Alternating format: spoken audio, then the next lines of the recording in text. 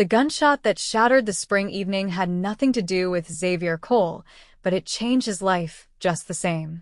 He'd been riding toward Willow Creek since dawn, dusty and tired from 3 weeks on the trail driving cattle from Texas. The sound echoed across the plains, followed by shouting that made him dig his heels into his horse's flanks. Trouble wasn't his business, but something in those desperate cries pulled him forward. Xavier crested the hill to find 3 men surrounding a young woman. She stood with her back against a battered wagon, a smoking pistol in her trembling hand, and one of the men clutching his bleeding arm. "You'll pay for that," the wounded man snarled, lunging forward.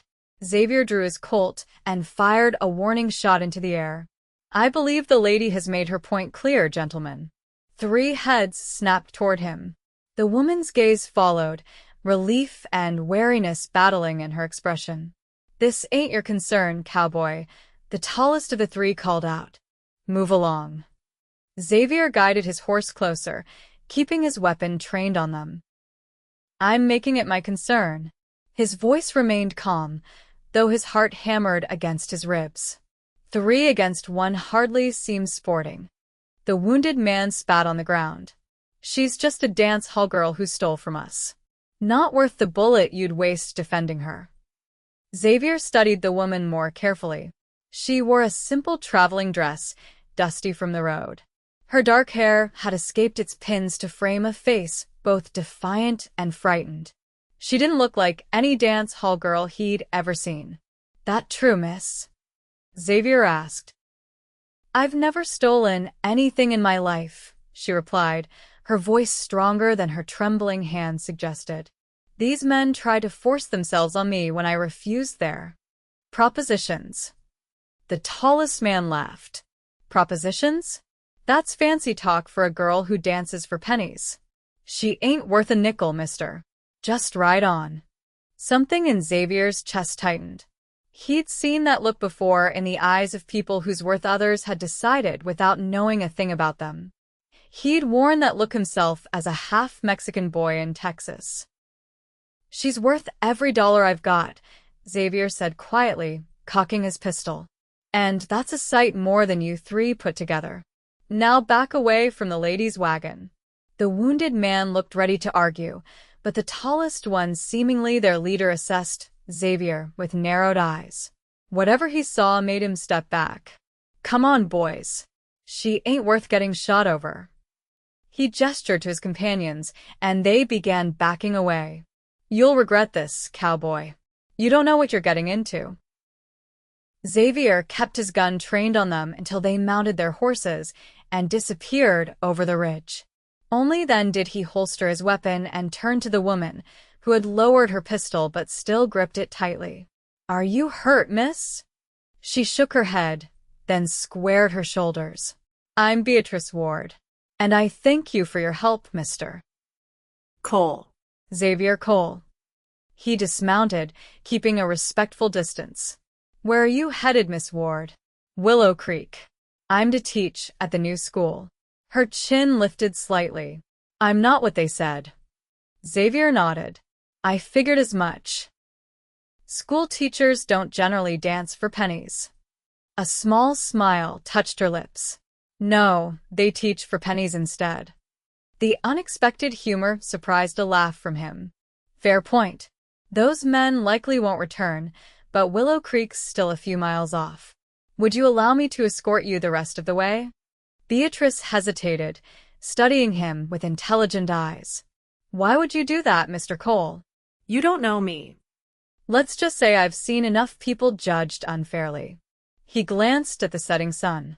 "Besides, it'll be dark soon, and no one should travel these roads alone at night."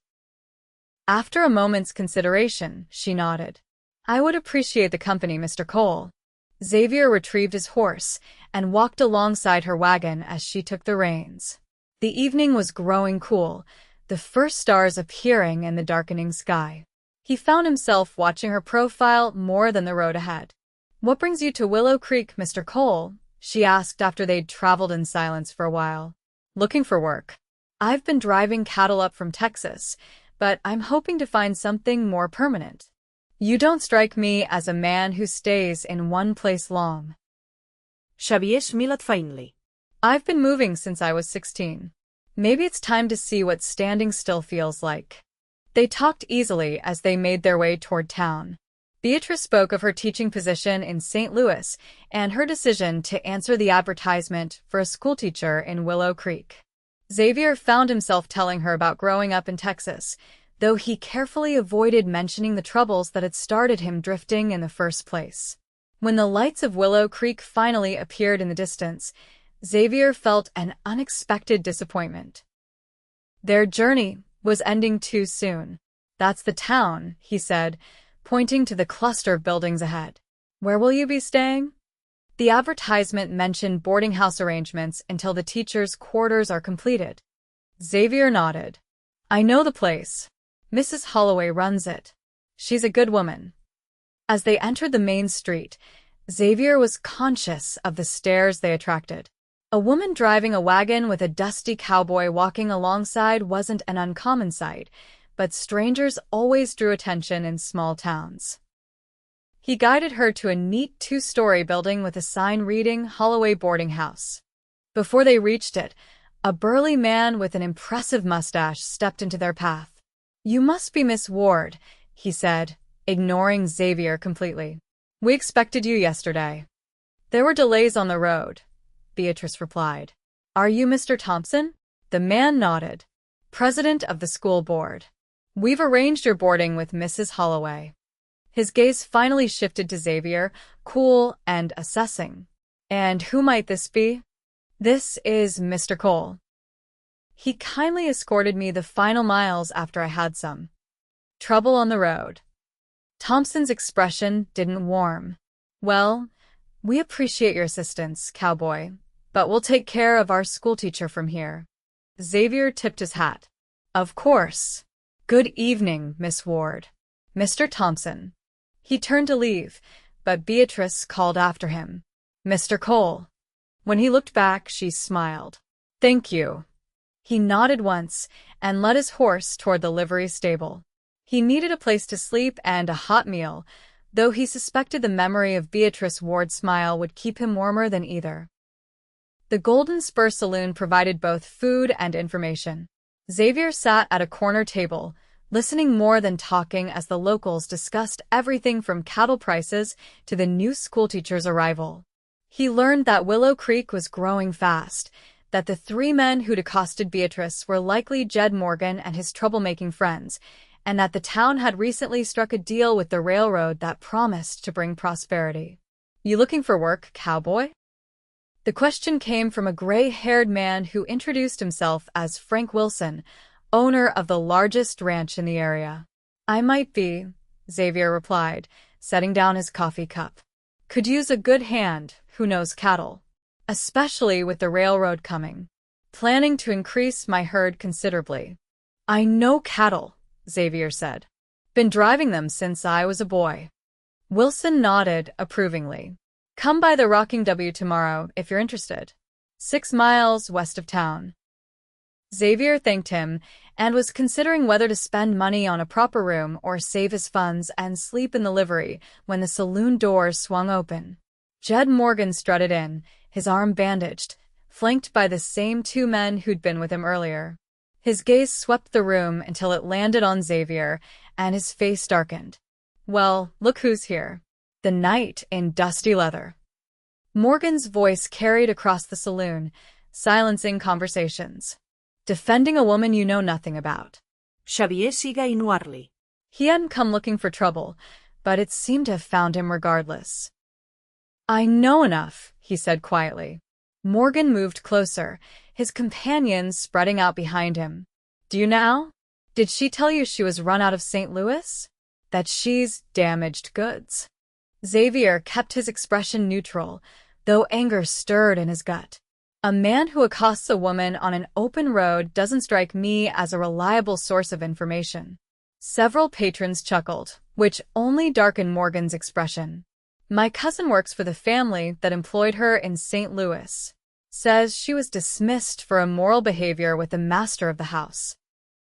Xavier stood slowly, measuring the distance between himself and Morgan. I don't much care for gossip, especially when it concerns a lady who isn't here to defend herself. Lady? Morgan snorted. She ain't worth. I believe I've already stated my opinion on her worth. Xavier cut in, his voice dangerously soft. And I'd advise you not to repeat yours. The atmosphere in the saloon grew tense. Men shifted in their seats, some moving away from the brewing confrontation, others leaning forward with anticipation. Sheriff Tom Braddock chose that moment to enter. He took in the scene with a weary expression that suggested he'd broken up more than his share of fights. "Evening, gentlemen," he said, his hand resting meaningfully on his holster. "Hope I'm not interrupting a friendly conversation." Morgan glared at Xavier for a long moment before backing down. "Just welcoming a newcomer to town, Sheriff. That right?" The sheriff looked to Xavier. "You planning to stay in Willow Creek, mister?" Cole. Xavier Cole. "And yes, I believe I am." "Then I suggest you and Mr. Morgan here settle your differences peacefully. Willow Creek's a growing town. We aim to be civilized." Xavier nodda. "Understood, Sheriff." Morgan and his friends retreated to the bar, though the looks they cast in Xavier's direction promised this wasn't over. The sheriff lingered a moment longer. "Word travels fast in small towns, Mr. Cole. I heard what you did for our new schoolteacher. That was decent of you. Anyone would have done the same." The sheriff's expression suggested otherwise. "Not everyone. Just watch yourself with Morgan. His father owns the bank, which means he thinks he owns a piece of everything else too." After the sheriff departed, Xavier finished his meal and secured a room above the saloon for the night. As he lay on the narrow bed, staring at the ceiling, he found his thoughts returning to Beatrice Ward. Morgan's accusations bothered him more than he cared to admit. Not because he believed them, but because he knew how easily reputations could be destroyed, especially a woman's. He'd seen it happen to his own mother. The memory of her Mexican woman who'd loved a white rancher and been branded for it strengthened his resolve. Tomorrow, he'd ride out to the Rocking W and secure employment. And then, perhaps, he'd find a way to ensure Beatrice Ward received the respect she deserved in her new home. Morning arrived with golden light streaming through the threadbare curtains of Xavier's rented room. He rose early, as was his habit from years on the trail, and set about preparing for the day. After a quick wash and a heartier breakfast than he'd allowed himself in weeks, he headed for the livery to collect his horse. Willow Creek looked different in the daylight, more substantial, less like the temporary stops he'd made in countless towns across the West. Children raced down the boardwalk, dodging around adults going about their morning business. A storekeeper swept his front step while exchanging pleasantries with passing customers. Two women compared fabric samples outside the dressmaker's shop. And then he saw her. Beatrice stood outside what must be the schoolhouse, a modest building at the edge of town. She wore a neat blue dress, her hair properly pinned now, and was speaking with an older woman who gestured animatedly toward the building. Even from a distance, Xavier could see her smile warm and genuine. He hadn't planned to approach her, but when she turned and spotted him, her smile widened. She said something to the woman beside her and then walked in his direction. "Mr. Cole," she called. "I was hoping to see you again." Xavier removed his hat as she approached. "Miss Ward, you're settling in well, I hope." "Yes, though there's much work to be done before school begins next week." She glanced back at the schoolhouse. "The building needs repairs, and I'm still sorting through what supplies we have versus what we need." "I'm sure you'll manage admirably." A faint blush colored her cheeks. "Thank you again for your assistance yesterday. I fear I wasn't as grateful as I should have been." "No thanks necessary. I'm glad I happened along when I did." He hesitated, then decided directness was best. "Miss Ward, I should warn you that there are rumors being spread about why you left St. Louis."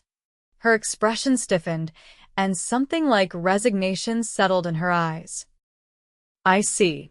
And do you believe these rumors, Mr. Cole?" I make it a policy not to judge people based on hearsay, he replied carefully, especially when it comes from men like Jed Morgan. Beatrice looked away briefly, then back at him with renewed determination. Then I appreciate your discretion as well as your rescue. She straightened her shoulders. What brings you out so early this morning? I'm heading to the Rocking W. Frank Wilson offered me work. That's wonderful news. The Wilsons are good people. Mrs. Wilson sits on the school board. Her expression brightened. Does this mean you'll be staying in Willow Creek? The hope in her voice warmed something in Xavier that had been cold for a long time. It appears so. A call from the older woman drew Beatrice's attention. I should get back. Mrs. Peterson is helping me inventory the school supplies. She hesitated, then added, The town is holding a social on Saturday evening to welcome me. Perhaps you'll attend. I'd be honored, Xavier replied, surprised by the invitation. Until Saturday, then. With a final smile, she returned to the schoolhouse. Xavier watched her go, aware that his plans for the day now included finding something better to wear than his trail-worn clothes. It had been a long time since he'd attended any social function, longer still since he'd looked forward to one. The Rocking W Ranch proved to be exactly the opportunity Xavier had been seeking. Frank Wilson was fair-minded and direct, offering a decent wage and a bunkhouse bed. More importantly, he didn't ask questions about Xavier's past, only his experience with cattle and horses. We're expanding, Wilson explained as they rode the property boundaries. Railroads coming through by year's end. Need to be ready to ship more cattle than ever before. Smart planning, Xavier observed, taking in the well-maintained fences and healthy stock. Town's changing too. Getting bigger, more respectable. Wilson cast him a sidelong glance. Heard you already met our new schoolteacher. Xavier kept his expression neutral. Briefly. Wilson chuckled. Not much stays private in Willow Creek. Morgan's been running his mouth about her, but most folks aren't listening. We need that school, and she comes with good references. She seems very capable. My wife thinks so. Says the girl has spirit. Wilson reined in his horse as they reached a ridge overlooking a valley dotted with grazing cattle. You know, Cole, I could use a foreman. Someone who can think ahead and handle men. Current one's retiring come fall. Xavier stared at him in surprise. That's generous, but you hardly know me. I'm a good judge of character, Wilson replied. Think on it. Meanwhile, you can start tomorrow. Bunkhouse has an empty bed with your name on it. By the time Saturday arrived, Xavier had settled into life at the Rocking W. The work was familiar, the men respectful once they saw he knew what he was doing. He even found himself enjoying the camaraderie around the evening fire, something he'd avoided for years out of habit and self-preservation. He rode into town with two other ranch hands, Jim and Tom, who were also attending the social. They'd helped him select a new shirt from the general store, ribbing him good-naturedly about dressing up for the schoolmarm. The town hall was transformed for the evening, lanterns casting a warm glow over the assembled townspeople. Tables laden with food lined one wall, and someone had brought a fiddle and harmonica for dancing. Xavier entered feeling uncharacteristically nervous, scanning the crowd for Beatrice. He found her surrounded by a group of women, looking radiant in a deep green dress that complemented her dark hair. When she saw him, her face lit up, and she excused herself to greet him. Mr. Cole, you came. She sounded genuinely pleased. I said I would. He smiled down at her. You look lovely, Miss Ward. Thank you. She glanced around at the gathering. What do you think of our little town now that you've had time to explore it? Growing on me by the day, he admitted, surprising himself with his honesty. They were interrupted by Mr. Thompson, who insisted on introducing Beatrice to some of the town's more prominent citizens. Xavier watched her go, admiring the graceful way she handled each introduction, the genuine interest she showed in every person she met. Careful there, Cowboy. You're staring. Xavier turned to find Sheriff Braddock beside him, a knowing look in his eyes. "Just observing the social customs," Xavier replied dryly. The sheriff chuckled. "Of course." His expression grew more serious. "Listen, you should know that Morgan's father, Judge Morgan, arrived back in town yesterday. He's not happy about his son's arm, and he's even less pleased about the new schoolteacher rebuffing his boy's advances. Miss Ward can handle herself, no doubt. But the judge has influence, and he's been asking questions about both of you. Just watch your step." Xavier nodded his thanks for the warning as the sheriff moved away. Across the room, he spotted Jed Morgan entering with an older, distinguished-looking man who had to be the judge. Their gazes locked briefly before Xavier deliberately turned away. The evening progressed pleasantly despite the Morgans' presence. Xavier found himself drawn into conversations with various townspeople, many curious about the newcomer who defended their schoolteacher. When the music started, he watched the dancing from the sidelines until Mrs. Wilson practically pushed him toward Beatrice. "Go on," she insisted. "The poor girl's been glancing your way all evening." Xavier hesitated only briefly before approaching Beatrice. "Would you care to dance, Miss Ward?" Her smile was answer enough. As they moved together to the music, Xavier was acutely aware of her hand in his, the modest distance between them that somehow felt more intimate than any closeness he'd known before. "I wasn't sure you'd ask," she admitted softly. "I wasn't sure I should." Her eyes met his, questioning. "Because of the rumors? Because a woman like you deserves better than a drifting cowboy with nothing to his name." Beatrice's expression softened. "I think a woman deserves to choose for herself what she wants." The music ended before Xavier could respond, and they were separated by the changing dance partners. He found himself paired with Mrs. Wilson while Beatrice was claimed by Frank Wilson. "She's special, that one," Mrs. Wilson commented as they moved through the steps. "Too special to be run off by small-minded gossip." Xavier followed her gaze to where Beatrice laughed at something Frank had said. "The rumors aren't true, are they?" Mrs. Wilson sighed. "The truth seldom matters once people start talking." "But no, they aren't true. She wrote to me privately when applying for the position. She was a governess for a wealthy family. The master's wife became jealous of her husband's attention to Miss Ward, though Beatrice swears it was unwarranted. She was dismissed without a reference. And that's why she came west," Xavier concluded. "For a fresh start. Much like yourself, I imagine." Mrs. Wilson's knowing look made Xavier wonder just how much Frank had told his wife about him. The dance ended, and before Xavier could find Beatrice again, he noticed a commotion near the refreshment table. Jed Morgan stood there, his voice carrying above the music. "I don't see why we're celebrating the arrival of a woman with questionable morals teaching our children," he was saying loudly. "St. Louis society didn't want her. Why should we?" Xavier moved without thinking, cutting through the crowd until he stood before Morgan. "I believe I warned you about spreading lies," he said quietly. Morgan sneered. "And I believe my father, the judge, would be very interested in why a half-breed drifter is so concerned with a fallen woman's reputation." The slur hit Xavier like a physical blow, stirring memories he'd fought to bury. He was aware of the sudden silence around them, the held breath of the onlookers. "That's enough."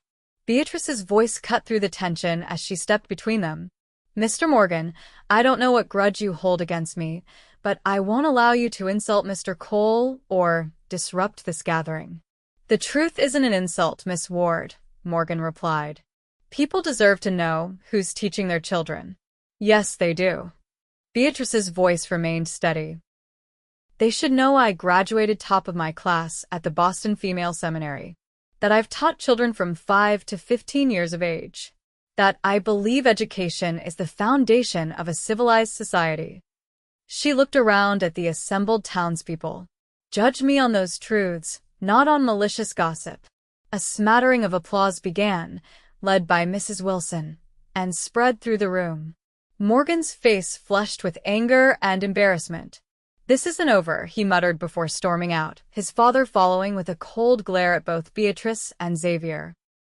The music resumed after a moment, though the mood had shifted.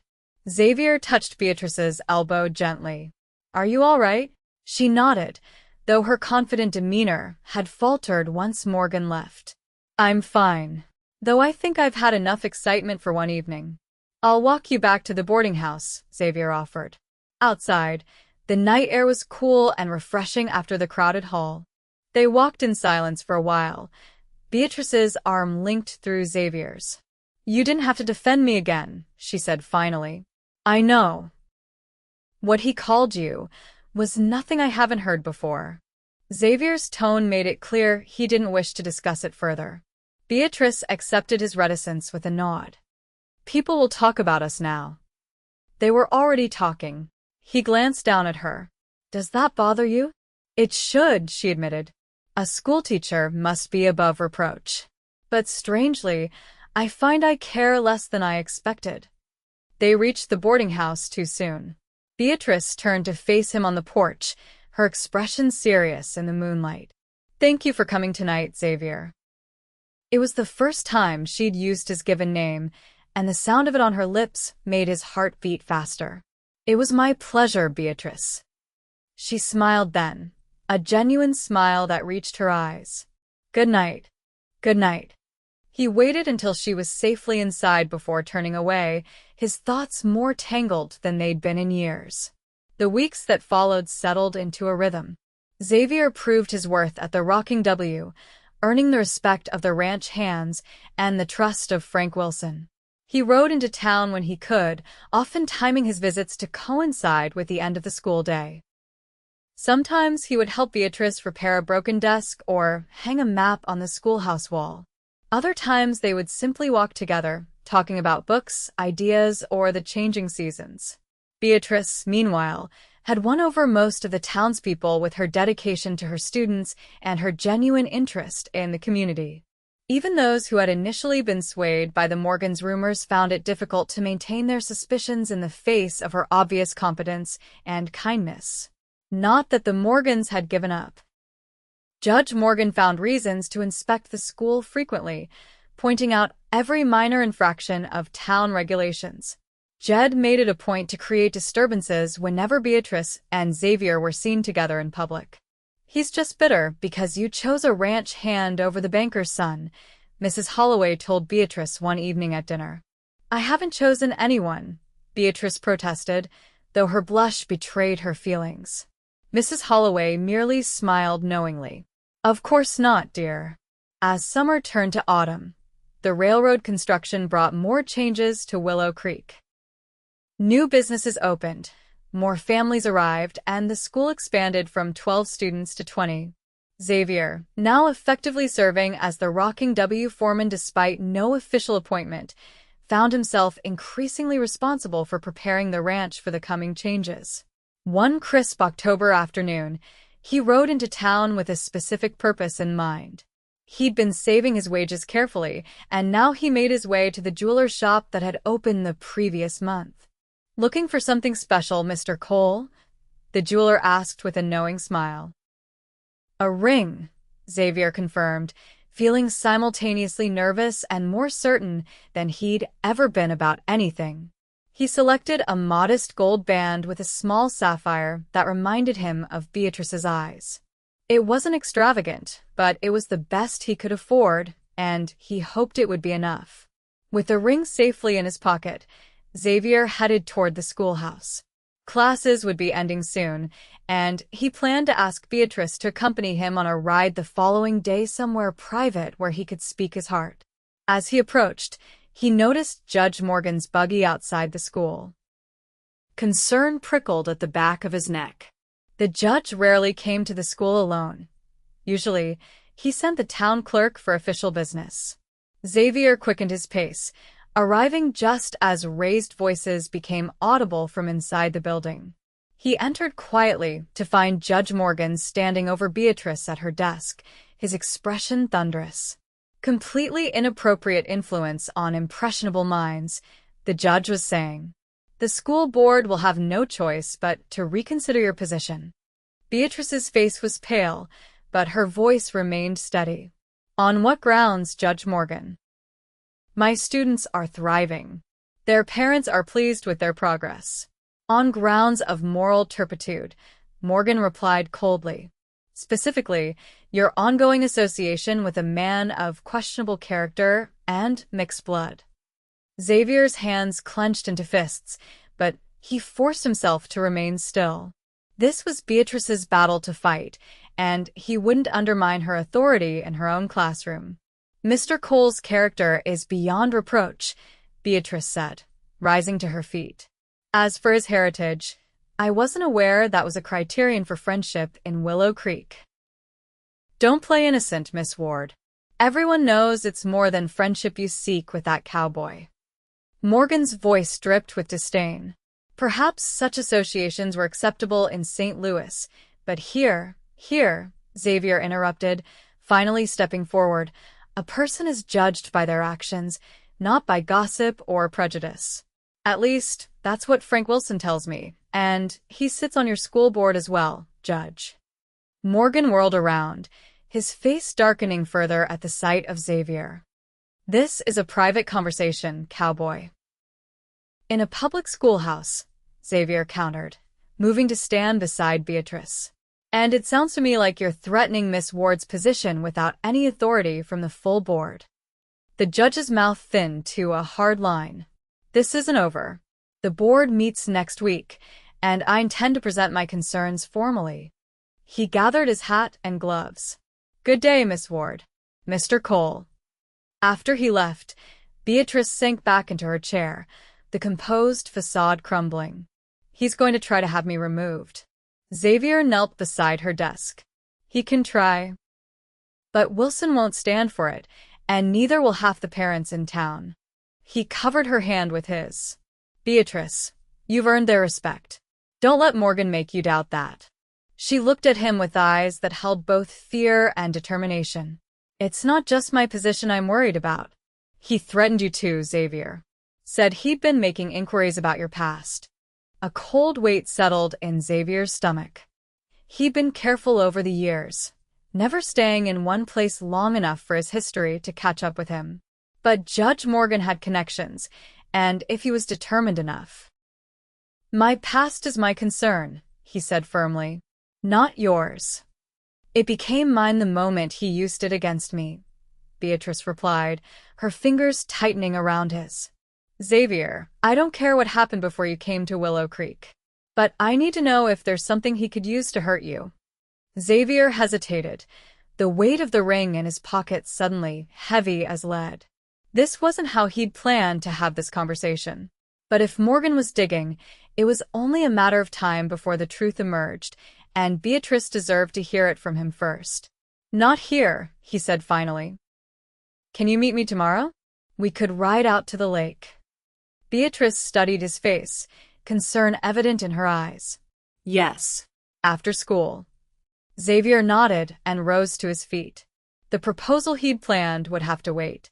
First, he needed to tell her about the dead man in Texas and the price on his head that had kept him moving for the past 5 years. The following day dawned clear and cool, the autumn sunlight gilding the changing leaves. Xavier arrived at the schoolhouse just as the last students were departing, their shouts and laughter fading as they scattered toward their homes. Beatrice emerged moments later, having changed from her teaching dress into a simpler riding outfit. I borrowed a horse from Mrs. Holloway's son, she explained as Xavier helped her mount. He uses it for deliveries, but said I could have it for the afternoon. They rode in companionable silence at first, following a trail that wound through golden aspen groves before opening onto the shores of a small lake. The water reflected the blue sky and surrounding trees in a perfect mirror, disturbed only by the occasional jumping fish or landing waterfowl. Xavier helped Beatrice dismount and spread his coat on a fallen log for her to sit on. He remained standing, finding it easier to speak while in motion. It happened 5 years ago. He began without preamble. I was working on a ranch in Texas, near the border. The owner's daughter, Clara, was being courted by a man named Richard Tanner, son of the richest rancher in the county. Beatrice listened silently, her eyes never leaving his face as he paced. Tanner was cruel. I saw him beat his horse once until the poor animal collapsed. Saw him do worse to the Mexican workers on his father's ranch. Xavier's jaw tightened at the memory. Clara didn't love him, but her father wanted the match. Said it would unite the two largest ranches in the area. He paused, gathering his thoughts. One night, I found Clara by the creek on the property boundary. She was crying, her dress torn. Said Tanner had tried to force himself on her, to claim what would soon be his anyway. She'd fought him off and run. "What did you do?" Beatrice asked softly when he fell silent. I took her back to the ranch house and told her father what happened. Xavier's laugh was bitter. He called me a liar. Said his daughter would never refuse her future husband's advances and that I was clearly trying to slander Tanner out of jealousy. He stared out at the lake, seeing instead the events of that night. I should have left it alone. Should have packed my things and moved on. But the next day, Tanner came to the ranch with 3 of his friends. They caught me alone in the stables. Said they were going to teach the half-breed a lesson about lying. Xavier unconsciously touched the scar that ran along his left ribs. I fought back, harder than they expected. Tanner pulled a knife, and in the struggle, he took a deep breath. He fell on his own blade, died right there in the straw. Beatrice's hand flew to her mouth, but she didn't speak, didn't interrupt his flow of words. His friends ran. I knew what would happen next. No one would believe it was self-defense. Not with my blood, not against the Tanner family. So I ran too. Xavier finally turned to face her directly. "There's a $500 bounty on my head in Texas for murder. That's what Judge Morgan will find if he digs deep enough." The silence that followed felt endless. Xavier watched Beatrice's face, trying to read her reaction, waiting for the horror or disgust that would tell him everything was over before it had truly begun. Instead, she rose and walked to him, taking his hands in hers. "It was a murder," she said firmly. "It was self-defense. The law in Texas wouldn't see it that way. Then the law is wrong." Her gaze was unwavering. "You defended yourself against 4 attackers. You defended a woman's honor when her own father wouldn't. Those aren't the actions of a murderer, Xavier."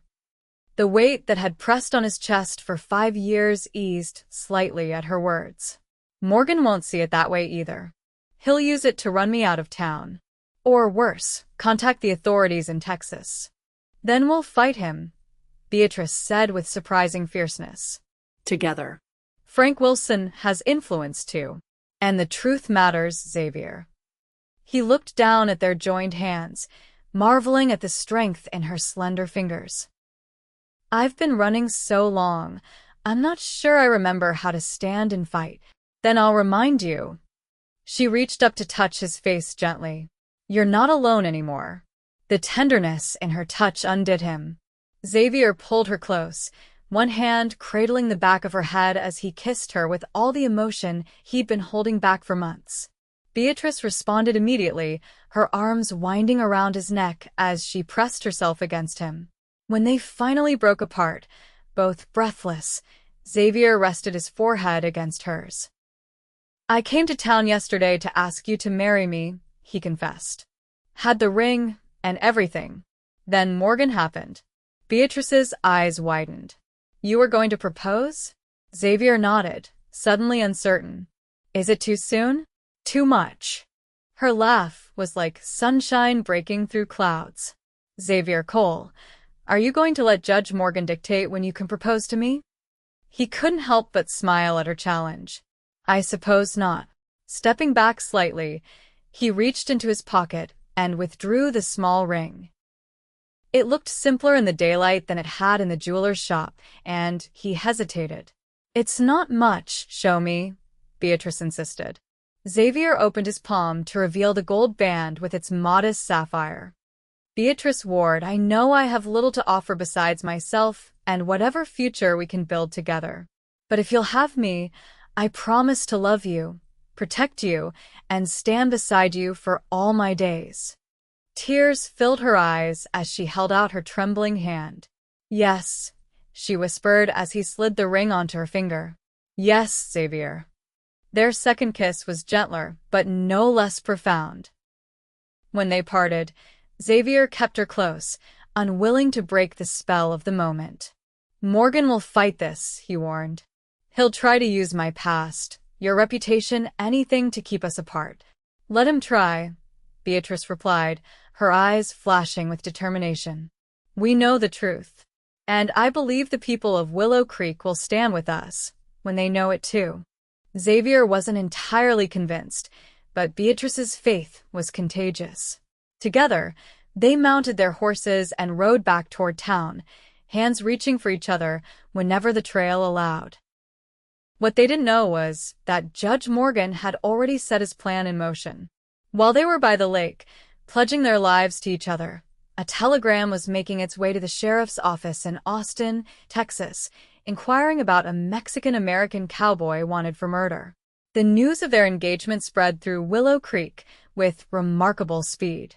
By evening, Mrs. Holloway had arranged an impromptu celebration at the boarding house, with half the town crammed into the dining room offering congratulations and well wishes. "I knew it from the moment he stood up for you at the social," Mrs. Wilson declared, examining Beatrice's ring with approval. "Frank, didn't I say those two were meant for each other?" Frank Wilson chuckled. "You did indeed, my dear. About 100 times. He clapped Xavier on the shoulder.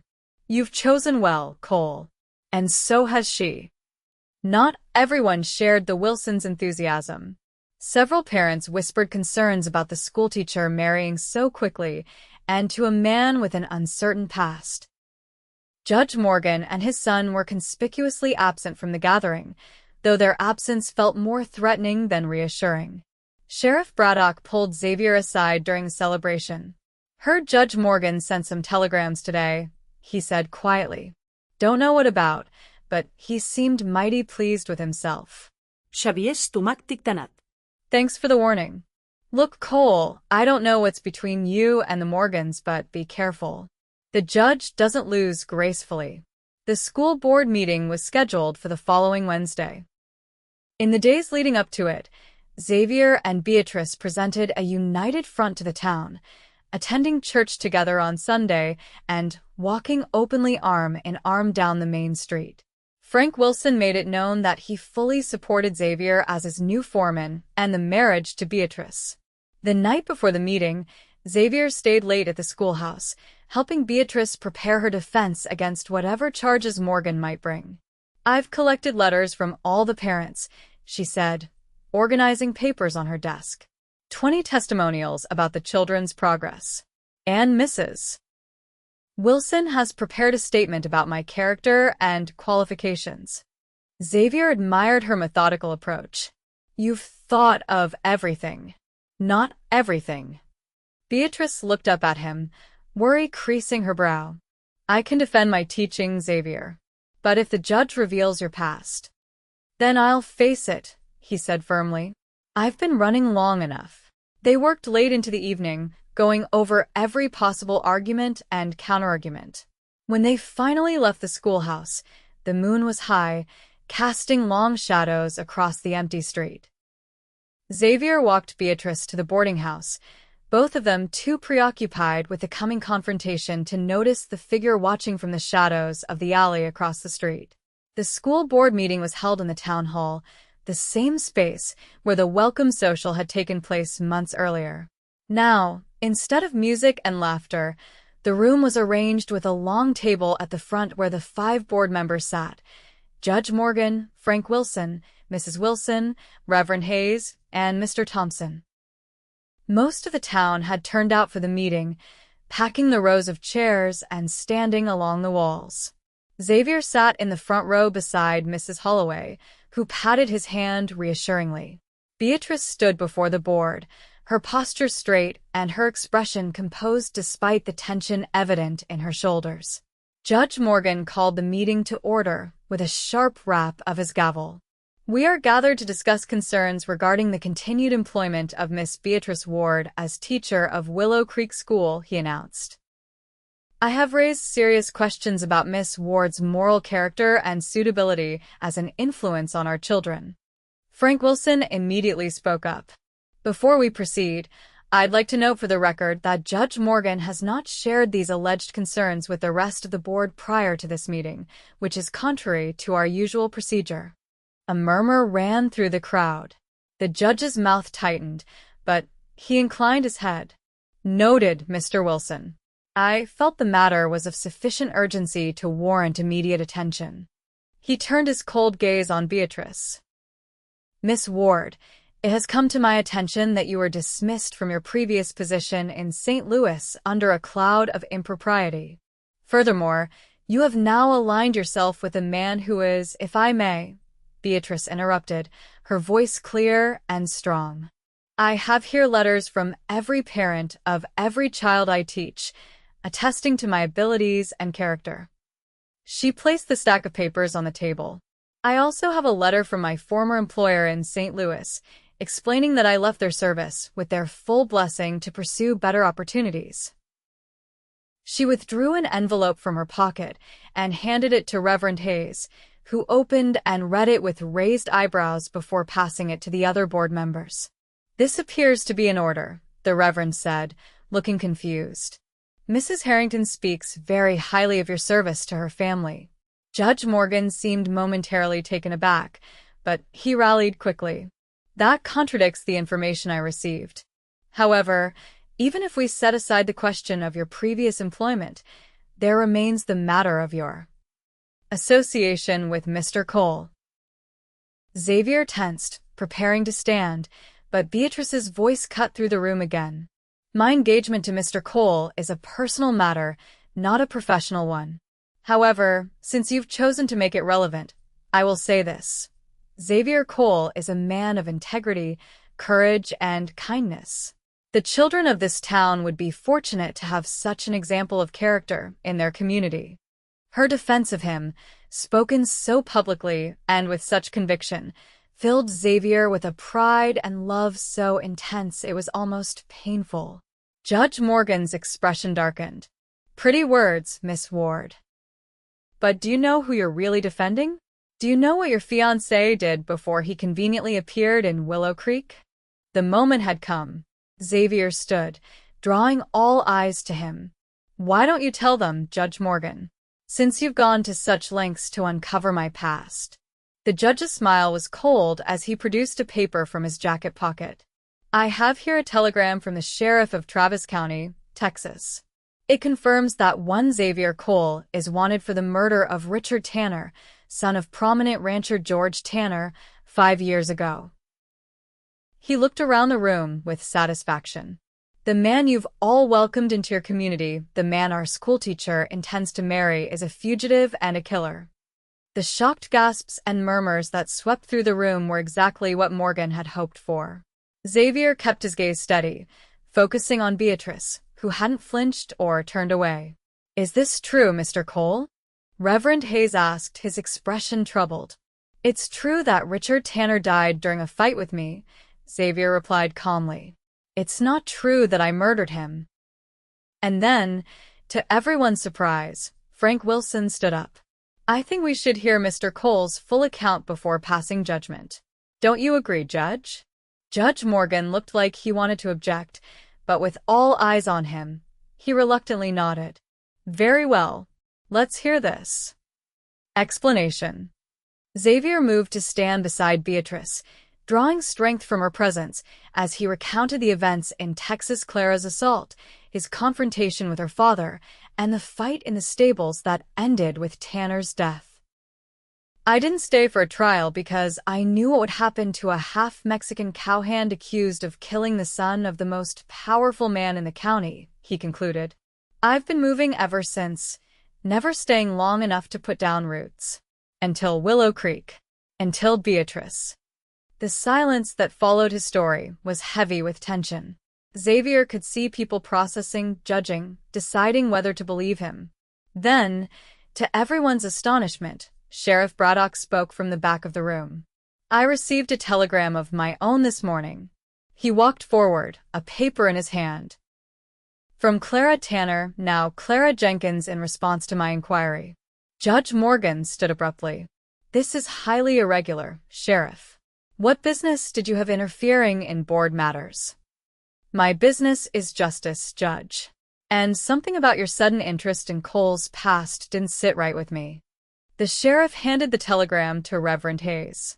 "Mrs. Jenkins confirms Mr. Cole's account in full. She states that Richard Tanner attempted to violate her, that her father refused to believe her, and that Xavier Cole defended himself against Tanner and his friends. She's been trying to clear his name for years." Xavier stared at the sheriff in disbelief.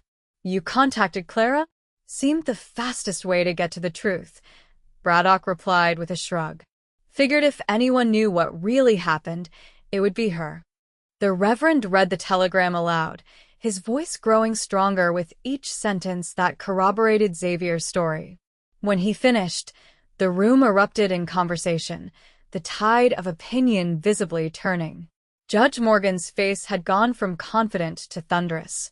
"This changes nothing legally. Cole is still wanted in Texas."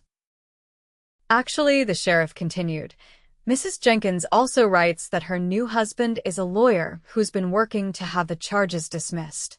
With her testimony, they believe they can clear Mr. Cole's name entirely."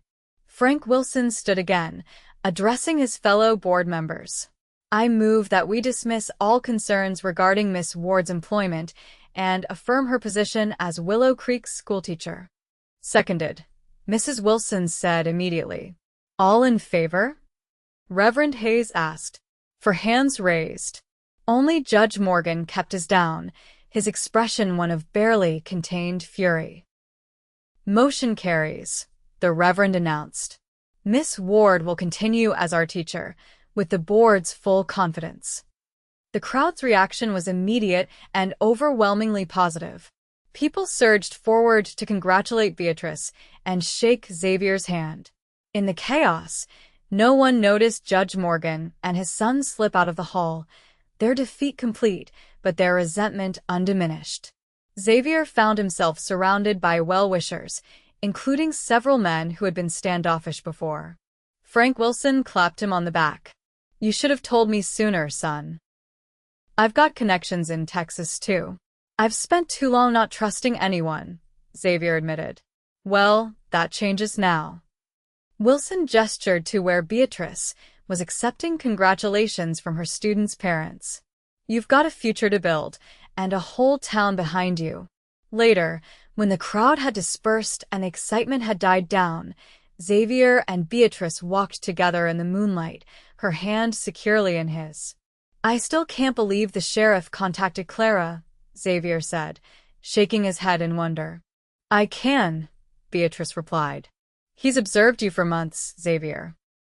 He knew what kind of man you are." Xavier stopped walking and turned to face her. "And what kind of man is that?" "The kind who defends those who can't defend themselves. The kind who values truth and justice over his own safety." She reached up to touch his face. "The kind of man I want to spend my life with." He drew her close, marveling at the journey that had brought him to this moment, from a hunted man with no future to a man with everything to live for. "When do you want to get married?" he asked against her hair. Beatrice leaned back to look up at him, her eyes reflecting the stars above. "As soon as possible. Life's too precious to waste a moment of it." "Next weekend?" She laughed, the sound of pure joy. "Perfect." They were married in the church on a bright October Saturday, with half the town in attendance. Frank Wilson stood as Xavier's best man, while Mrs. Holloway attended Beatrice. Sheriff Braddock had another surprise for them, a document from Texas officially dropping all charges against Xavier, thanks to Clara Jenkins' sworn testimony and her husband's legal efforts.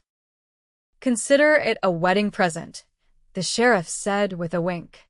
The Morgans had left town the day after the board meeting, rumored to be relocating to Denver, where the judge had business interests. Their departure removed the last shadow from Xavier and Beatrice's happiness. After the ceremony, the celebration moved to the town hall, transformed once again for dancing and feasting. As they whirled around the floor for their first dance as husband and wife, Xavier couldn't help but marvel at how completely his life had changed in the span of a few months. "What are you thinking?" Beatrice asked, noticing his expression. "I'm thinking about the day we met," he replied. "About those men telling me you weren't worth a nickel." Her eyes sparkled with memory and love. "And you said I was worth every dollar you had. Best investment I ever made." He drew her closer, no longer constrained by propriety now that she was his wife. "Though technically, I think you're the one who's taken on a risky investment." "Nonsense," Beatrice countered. "I know exactly what I'm getting: a home, a husband, and a future filled with love." As the dance ended, Frank Wilson approached them with 2 envelopes. "Your wedding present," he explained, handing one to each of them. "From Margaret and me." Xavier opened his to find a deed for 10 acres of land adjoining the Rocking W, along with plans for a modest house. "For the foreman's residence," Wilson explained. "Can't have my right-hand man living in the bunkhouse with a wife. Construction starts Monday." Beatrice's envelope contained a letter confirming her appointment as headmistress of the expanded Willow Creek School, with a substantial increase in salary and authority to hire additional teachers as the town grew. "The railroad's bringing more families every month," Mrs. Wilson explained. "We'll need a proper school and a proper educator to run it." Overwhelmed by their generosity, Xavier and Beatrice could only express their gratitude through embraces and heartfelt thanks. As the celebration continued around them, they found a quiet moment alone by the open doors, looking out at the stars appearing in the evening sky. "Did you ever imagine this?" Beatrice asked, leaning against her husband's solid strength. "When you were riding all those years, never staying in one place?" Xavier shook his head. "I couldn't afford to imagine a future. I was too busy running from the past." He turned her to face him, his hands gentle on her shoulders. "You gave me that, Beatrice. A future worth fighting for." "We gave it to each other," she corrected softly. "And now we have the rest of our lives to build it together." They sealed the promise with a kiss, standing on the threshold between the celebration of their union and the wide, star-filled sky that no longer represented endless lonely wandering, but instead the limitless possibilities of their shared tomorrow. 1 year later, Xavier stood on the porch of their completed home, watching the sunset paint the western sky in shades of gold and crimson. The house was everything they had dreamed: solid, comfortable, with room to grow. The land around it was developing nicely, with a vegetable garden Beatrice tended in the evenings, and the beginnings of what would eventually be a small orchard. The sound of a horse approaching drew his attention. Frank Wilson rode up, dismounting with the easy grace of a lifelong horseman despite his advancing years. "Evening, Xavier," he called. "Thought I'd bring the news myself instead of waiting till tomorrow." Xavier descended the porch steps to greet him. "What news is that?" Frank's weathered face split in a grin. "Railroad companies confirmed the schedule. First passenger train arrives next month. Cattle shipments can start right after." "That's excellent timing. The herd's in prime condition." Xavier had overseen a remarkable expansion of the Rocking W's operations over the past year, with cattle numbers nearly doubled and new grazing lands secured. "Couldn't have done it without you, son." Frank glanced toward the house. "Beatrice home from school yet?" "Any minute now." Xavier gestured toward the porch. "Come sit. I've got coffee on." They were discussing the logistics of the first cattle shipment when Beatrice's wagon appeared on the road. Xavier felt the same surge of joy he experienced every time he saw her, a feeling that showed no signs of diminishing with familiarity. She waved when she spotted them, urging the horse to a slightly faster pace. Xavier moved to help her down from the wagon, noting the extra care with which she descended. "Mr. Wilson," she greeted their visitor warmly.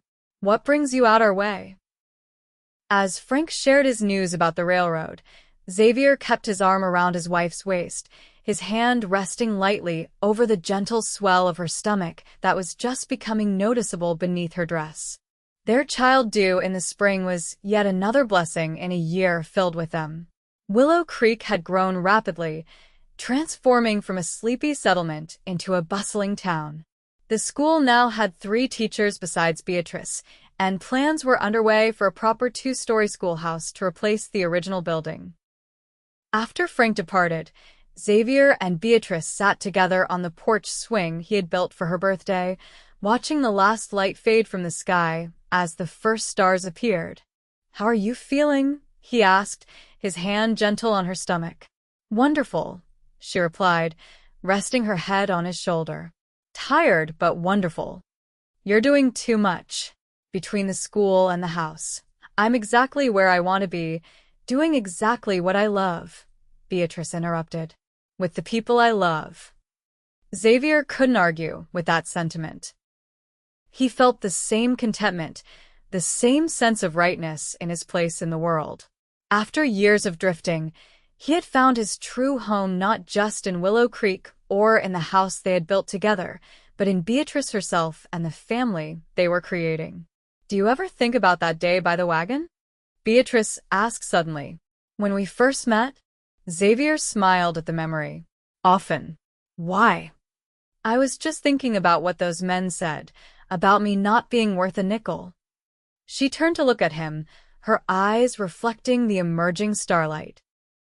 "And how you defended my worth before you even knew me." "I knew enough," Xavier replied, echoing the words he'd spoken that day. "I knew you were someone worth standing up for." "And now," she asked with a smile, "now I know you're priceless." He leaned in to kiss her gently. "Worth everything I have, and more than I could ever give." Beatrice's arms wound around his neck as she returned his kiss. "You've given me exactly what I needed, Xavier Cole. A love worth fighting for." As night settled fully around their home, they remained on the porch, talking of the future of the child that would join them in spring, the growth of the town, the life they would continue building together. Their voices blended with the night sounds of the prairie, the distant lowing of cattle, the rustle of wind through autumn-dry grass, the occasional hoot of an owl.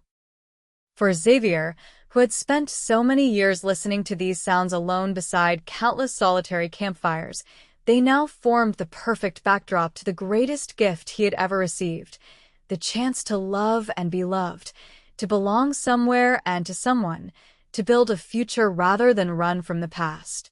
They had faced judgment and prejudice, overcome secrets and threats, and emerged stronger for having weathered these storms together.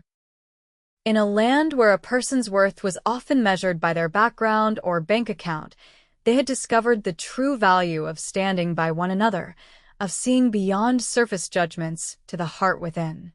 As they finally rose to go inside, Xavier paused for one last look at the star-filled sky. The same stars had guided him on countless lonely nights across the vast western landscape.